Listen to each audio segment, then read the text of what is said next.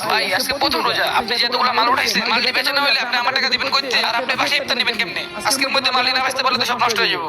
আরে ভাই তুই কোনো টেনশন করিস না, আল্লাহ একটা ব্যবস্থা করে দিব। ভাই ভাই আমার একটা তরমুজ দেন না, আমি ইফতার সময় খামু ভাই। এমনি বেঁচে কিনা নাই তার উপরে কোনোটা অসহায় লাগতেছে। আচ্ছা ঠিক আছে, এই নাও এটা নিয়ে যাও। ধন্যবাদ ভাই, আল্লাহ আপনার ব্যবসা বরকত দেন।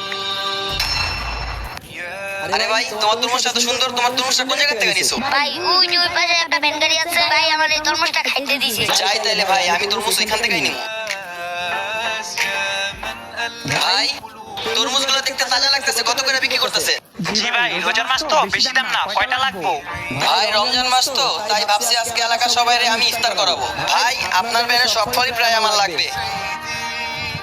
ভাই নেন, এখানে 20,000 টাকা আছে, আমি আমার ব্যান পাঠাইতে আসি, ওর কাছে দিয়ে দিয়ে সবকিছু গুছায় রাখ। ঠিক আছে ভাই, আল্লাহ চাইলে কি না পারে। আপনি যদি মুসলিম হয় চ্যানেলটি সাবস্ক্রাইব করে কমেন্টে আমি মুসলিম লিখে যাবেন।